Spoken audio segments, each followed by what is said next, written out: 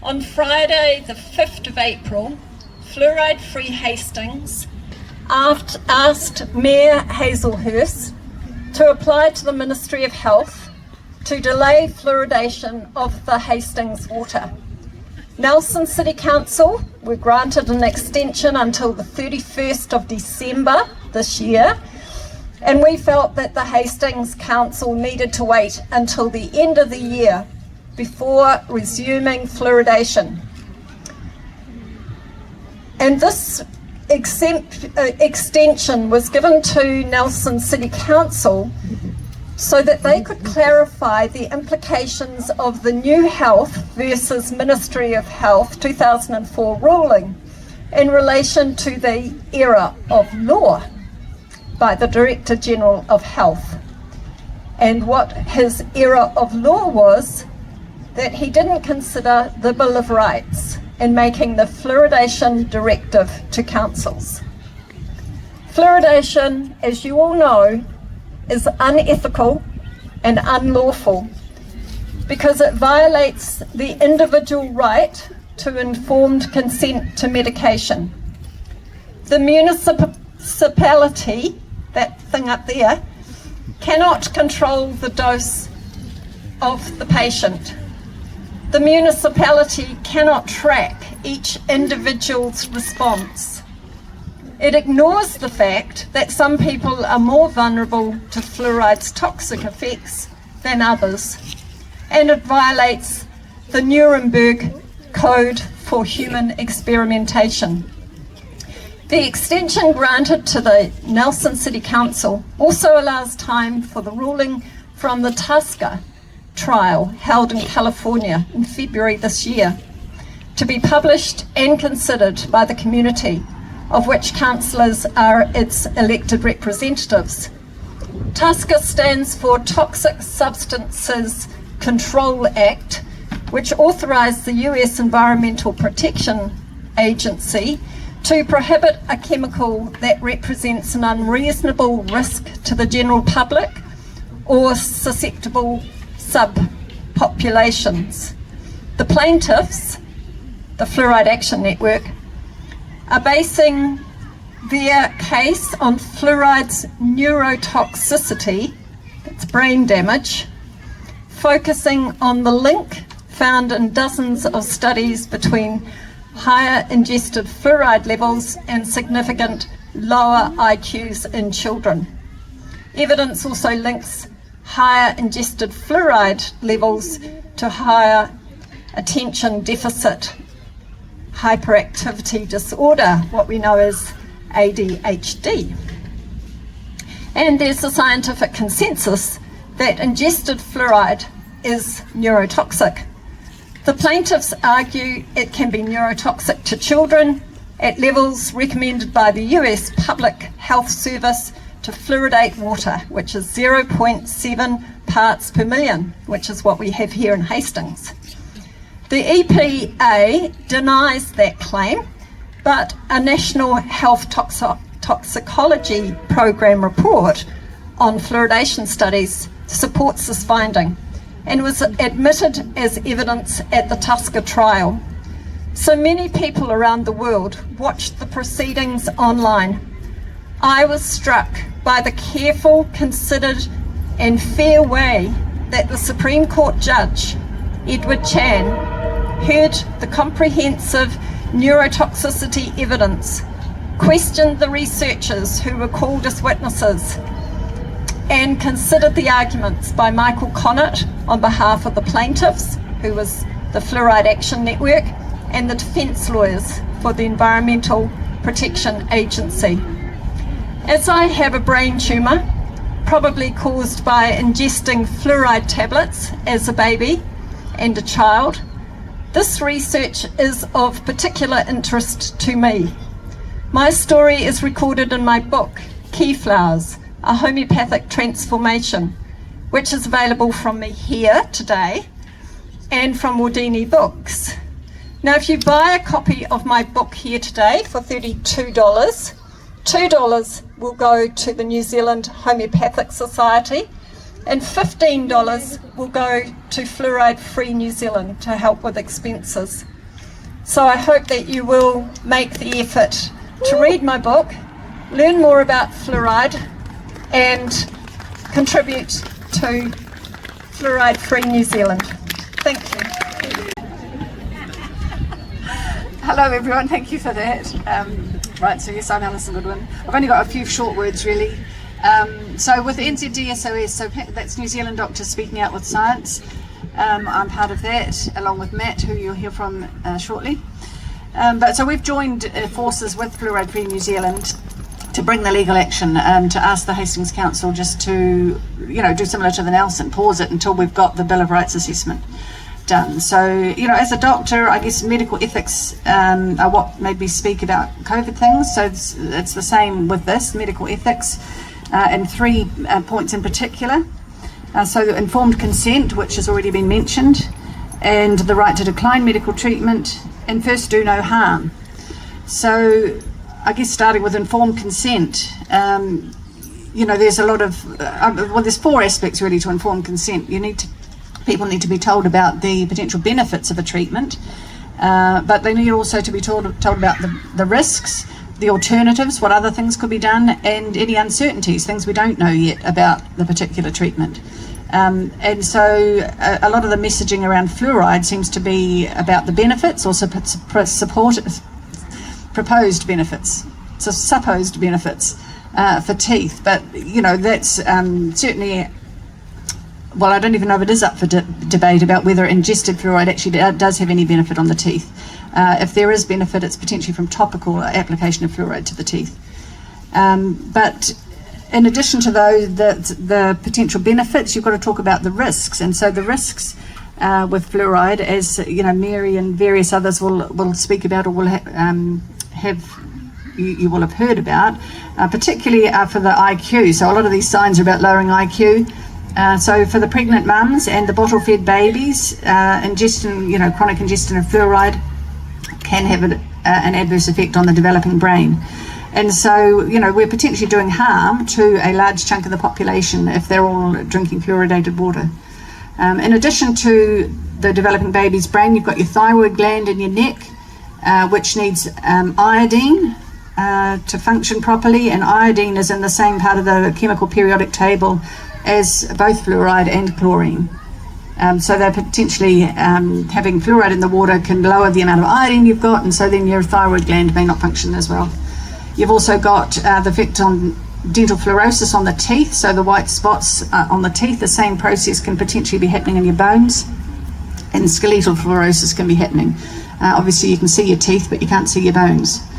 And bones and joints, those are the other main things. But with regards to uncertainties, I don't know that every other body system has actually been studied regarding the effect, either positive or negative, of fluoride on it.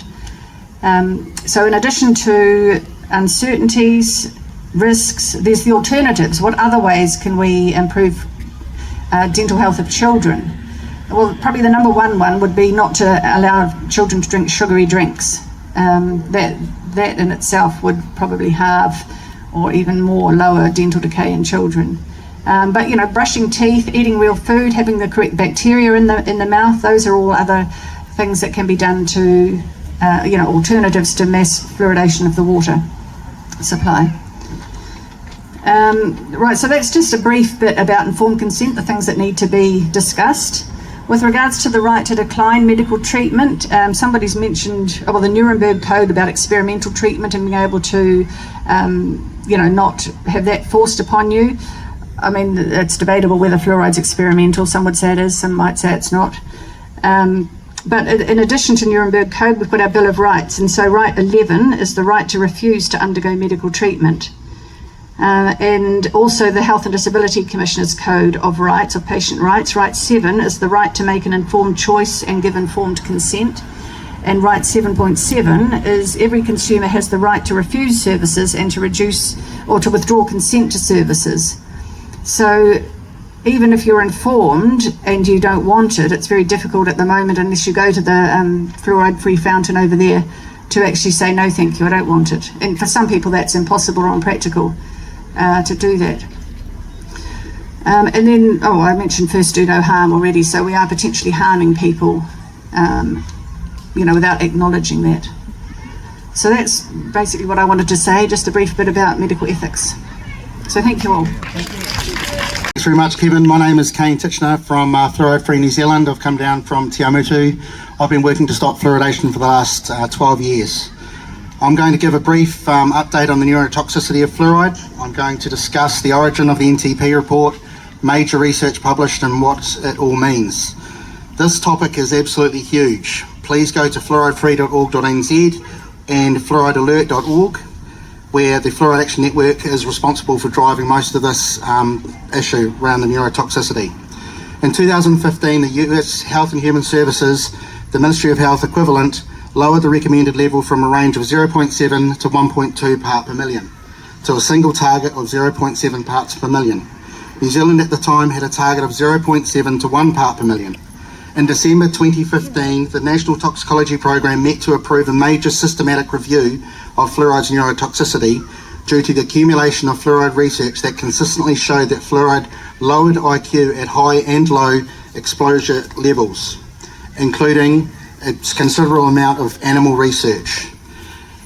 At the meeting, Dr. Linda Birnbaum, the NTP and National Institutes for Environmental Health Sciences Director, stated regarding fluoride's neurotoxicity that, quote, "We know nothing about the differential susceptibility and vulnerability that occurs within the population." Now that's a technical way of saying we have no idea what fluoride does. Dr. Linda Birnbaum is a hero to this movement. As the NTP review began, fluoride neurotoxicity research began to flood out. BASHASH 2017, a National Institutes of Health funded study, was published. This data set based out of Mexico was using a new methodology of identifying fluoride exposure, which was far more accurate than previous research. BASHASH used 300 mother-child pairs and checked urine samples to identify exposure. The study found a 5 IQ point reduction at 1 part per million. Green 2019, another NIH funded study using a 500 mother-child pair data set from Canada, found a similar result using this methodology. Again, the result was a 5 IQ point reduction. The editors of the Journal of American Medical Association Pediatrics, who published the study, completed additional reviews of the data and the study before publishing. JAMA Pediatrics is one of the top journals in the world. The editors also provided an accompanying 12-minute podcast on the research that everyone here needs to hear. Here is one of the quotes. "The question that needs to be asked to every paediatrician, scientist and epidemiologist is what they're going to tell pregnant women," said Dr. Dimitri Christakis, who says he will advise his pregnant friends and family to avoid fluoridated water. Now, the New Zealand Supreme Court ruled that fluoridation was a compulsory medication, so the only way to avoid fluoridation in New Zealand is to stop fluoridation. Another paper, Till 2020, identified that bottle-fed babies with formula reconstituted with fluoridated water had a 9 IQ point reduction on average. The loss could be up to 18 IQ points for some susceptible children. Mother's breast milk has 0.004 parts per million fluoride, incredibly low. Bottle-fed babies at 1 part per million are getting 250 times more fluoride. Have Hastings District Council told residents this? No, it is unconscionable.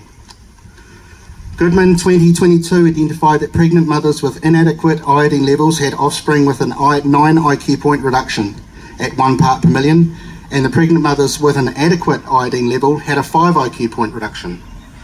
So what did the NTP 6-year review find when it was released to the public in 2023?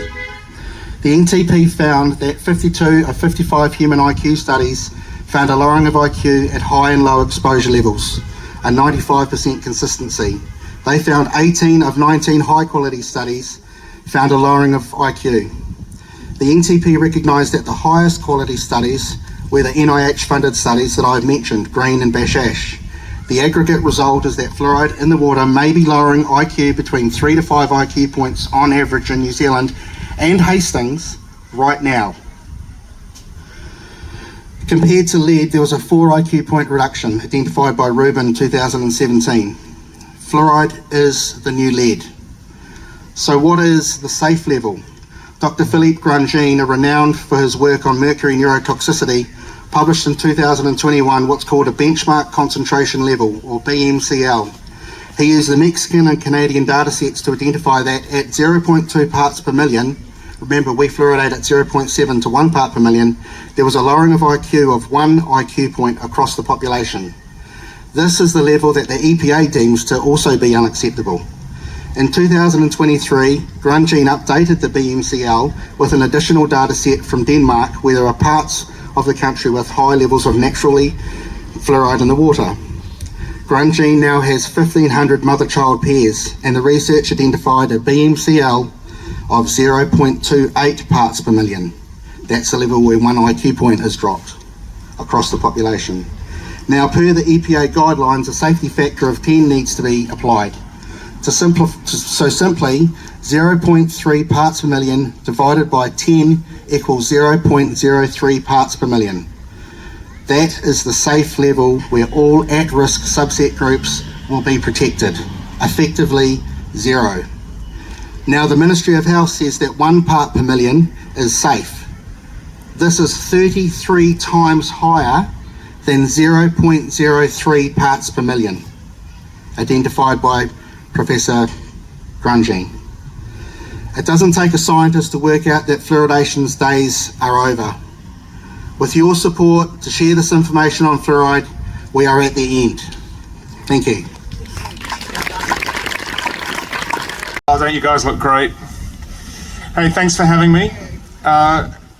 NZDSOS was started originally by a whole bunch of doctors who were already steeped in integrative medicine and have had training in environmental medicine and nutrition, etc. So, it's an easy fit for us to take part in this action.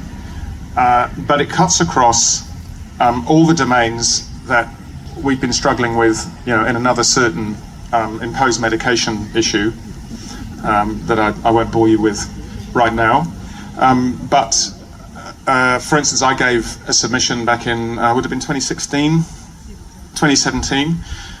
So having lectured on this stuff anyway, I burned up, and I can clearly remember some of the insights that I had back then. And the issue is not about there isn't enough evidence. Of course there's enough scientific evidence, and there has been for 20 or longer years, which is why New Zealand is in a tiny minority of hermit kingdoms that's still using fluoride, but also compulsorily fluoridating. The rest of the world has kind of got it. But there's a rearguard action going on, and plainly this is about money, because it's not about science, because there is no scientific argument that can be brought in support of fluoridation. None. So it's about money. It's about New Zealand being a primary producer and relying so heavily on agribusiness to earn our export dollars, and the power and control that well-heeled lobbyists have over politics and legislation. So we're here to stand up for the legislation that we do have, and as well to endorse the overwhelming proof that fluoridation is harmful. And I just want to touch a little bit on the IQ thing, because although the IQ test measures one very specific aspect of brain function and neural development, the way that fluoride interferes with neurogenesis, the production of nerve cells, and their syncing with each other, and synapses and neural networks, actually cuts across or involves every aspect of brain function. So it's not just about the intellectual capital of a society being reduced. And if you think about the normal distribution curve, 5 points might not sound a lot, but your average is 100, and if everybody's moved 5 points to the left, that has a huge influence on the social capital of a society as well. So it's not just about IQ, it's about impulse control, decision making, mood, the ability to make happy chemicals, And so an entire potential for somebody's life is hardwired to be limited at the moment of conception inside a fluoridated mum to be. We know that moment of conception, a wide range of things that are about the mum's metabolism, will switch on or switch off genes that may well have lifetime implications for the health of that person. We already know that one's liability to cardiovascular disease and diabetes and weight control, is in large part a function of what was going on in the mum when she conceived. So, 20, 30, 40, 50 years later, those resonances will still be playing out in the life of the person. And the same is absolutely true of all neurotoxins. Now, we've heard about the EPA and the various sort of contradictory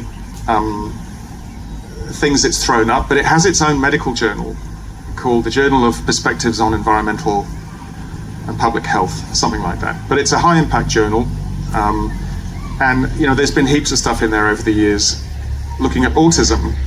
And by the way, I just want to say at this point, I don't have an APC, so I'm not speaking as a doctor, but I have high qualifications in environmental medicine and nutrition that the Medical Council ruled some years ago were not relevant to my scope of practice in general practice, so I couldn't register my fellowship in this area that I'd achieved. So they can't have it both ways.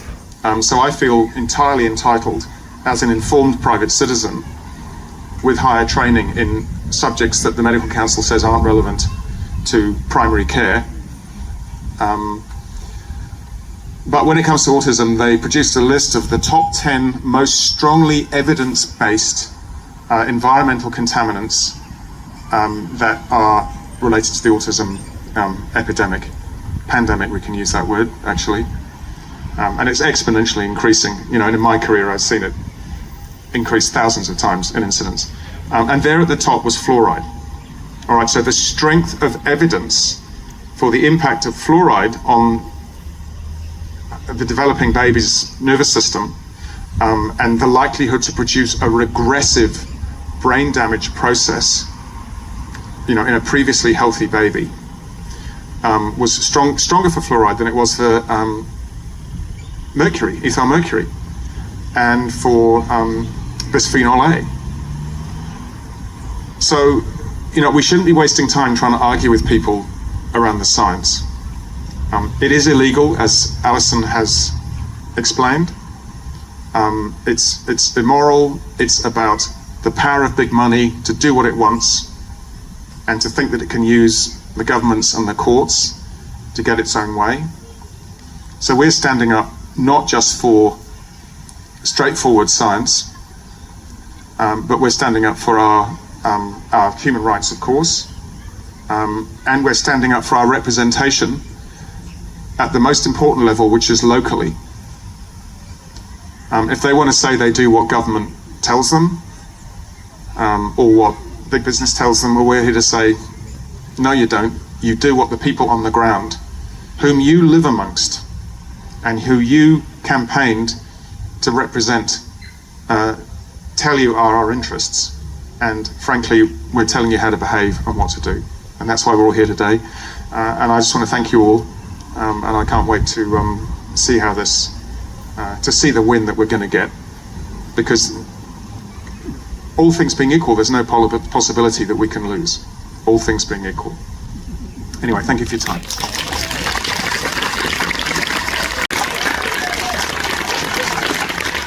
Thank you. Thanks, Hastings. It's so awesome to be here.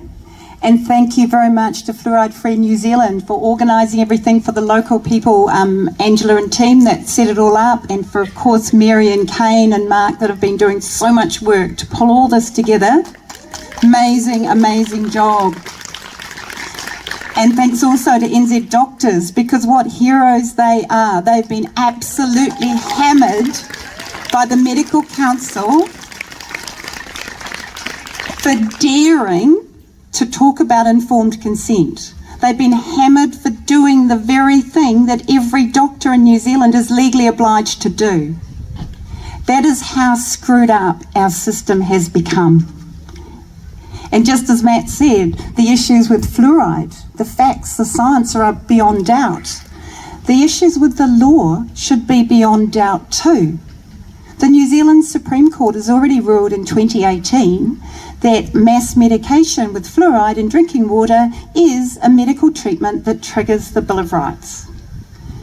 And yet somehow the Director General of Health, perhaps he should be called the Director General of Non-Health, but the Director General of Health managed to make a directive for 14 councils around New Zealand that they must put this neurotoxin, this ecotoxin, into public drinking water. And I lived in Mount Maunganui, where they get the neurotoxin and the ecotoxin from. They make superphosphate there, and one of the waste products is the fluoride that comes with a sprinkling of cadmium and uranium and a bit of aluminium and a whole lot of other toxic chemicals that the council's prohibited from letting out through their chimney stack. So they have to collect it in the scrubbers. And then they have two choices. They can either pay to dispose of it as a hazardous waste, or they can sell it to be put in our drinking water for any community council that's silly enough to do that. So this is the gravy trail that we're following. Now, huge thanks to New Health New Zealand Incorporated, who are the group that have been through the court process to get that ruling first in the Supreme Court, and then they went back to court and got a ruling that that directive from the Director General was unlawful. And I don't even know why we had to file in court, because there's a thing called the rule of law. The government and everybody else is obliged to obey the law.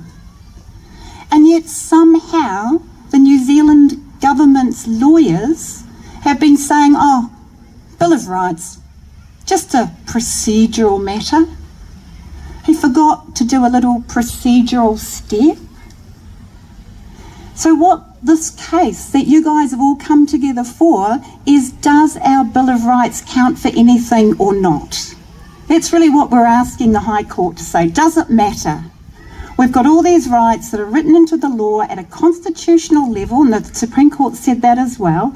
Constitutional rights, they're based on international rights that have long been accepted, the right to decline medical treatment. Does it mean anything? We've also got the Health and Disabilities Code of Patient Rights. So that was following from the Dame Sylvia Cartwright inquiry in cervical cancer.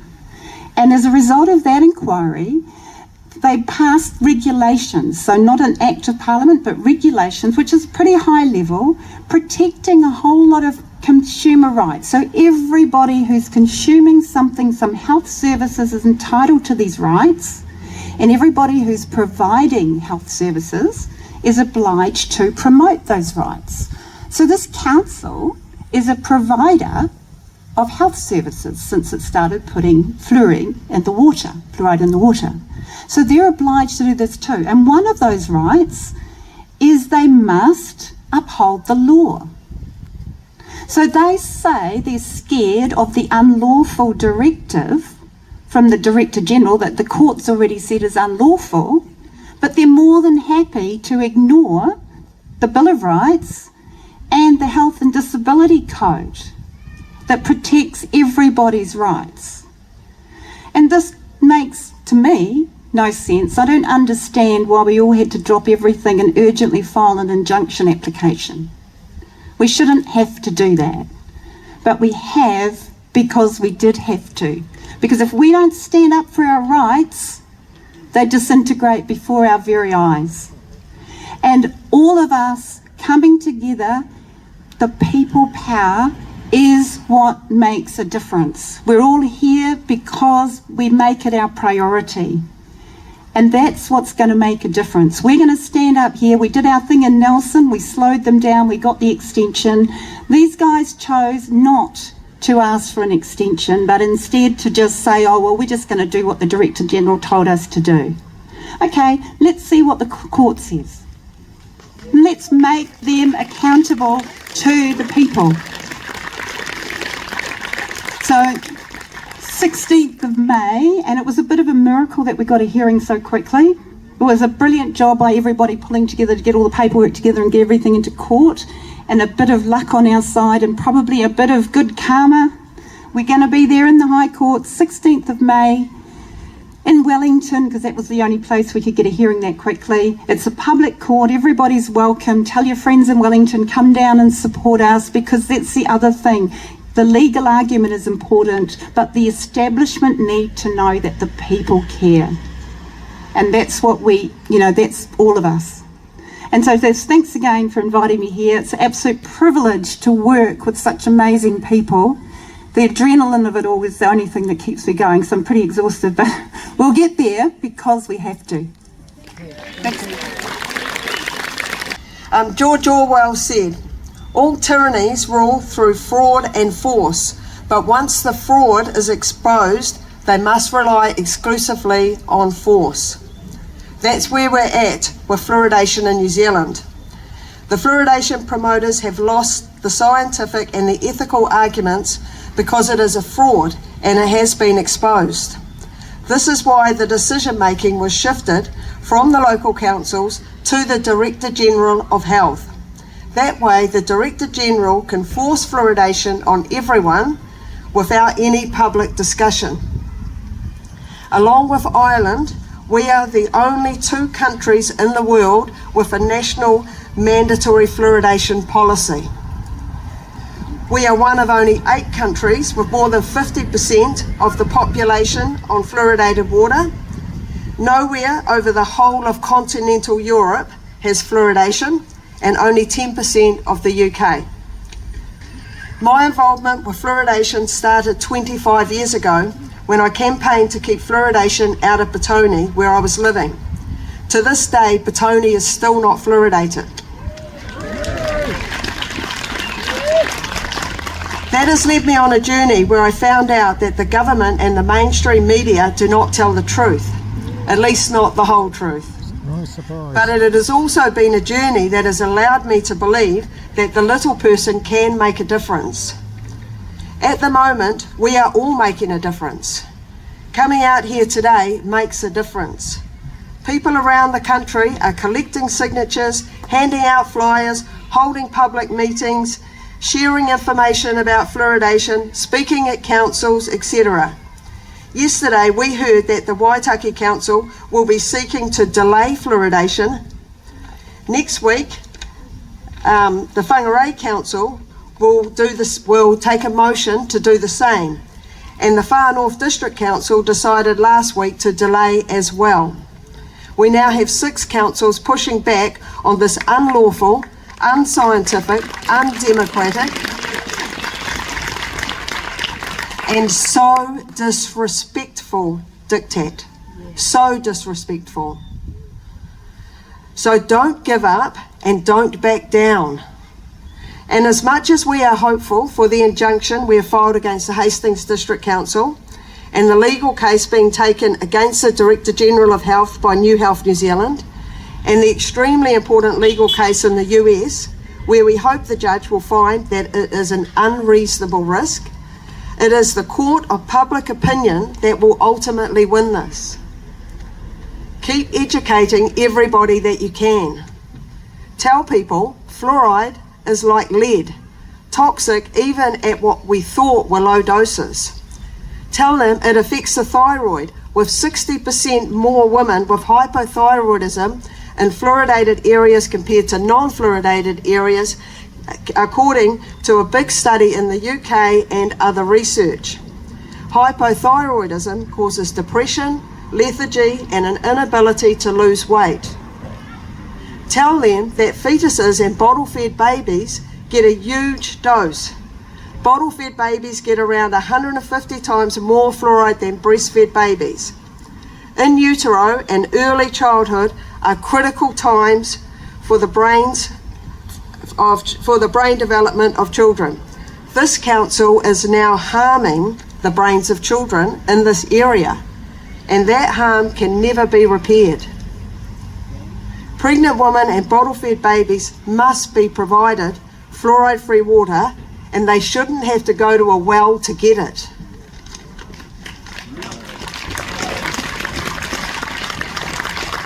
Tell people it's literally toxic waste, hydrofluorosilicylic acid. It comes from the chimneys of the phosphate fertiliser industry and is too toxic to go into the air. The collected waste is too toxic to go into rivers, lakes or the sea, but they can drip feed it through the public water supply. Tell them that the New Plymouth District Council stopped fluoridation in 2011, but they couldn't just stop putting it in, as they had nowhere to put the toxic waste. The Taranaki Daily Times reported the water manager saying, "The fluoride could not be returned to the supplier, and letting it run out was the cheapest way of disposing of the chemical." So that's exactly what they're doing now in Hastings, disposing of the chemical. If the government and the media were to tell people these simple facts, these are not our opinions, they are facts, then fluoridation would be over. The fraud would be exposed, and neither the force of the council or central government would be able to keep it going. Thank you, everyone. They photocopied it for us and we stamped it, so we've got both sides have got official amounts. While I was in there 2 days ago, I got the actual data, or what's it called, the safety data sheet. So this is the safety data sheet that was given to me by Matthew Cassell, who is he is the water management guy who puts it in. And I showed it to them, and I showed him all the toxin and everything that's going in. They don't know what's going in. So if anybody wants to look at it, it'll be at the table. But that's what we've been doing while they've been photocopying our petition. Anybody wants it, we can email it out to you. It's absolutely horrible what they're putting in. This is what they gave me 2 days ago. This is the product that they're putting in. So if anyone wants more information, come and have a look.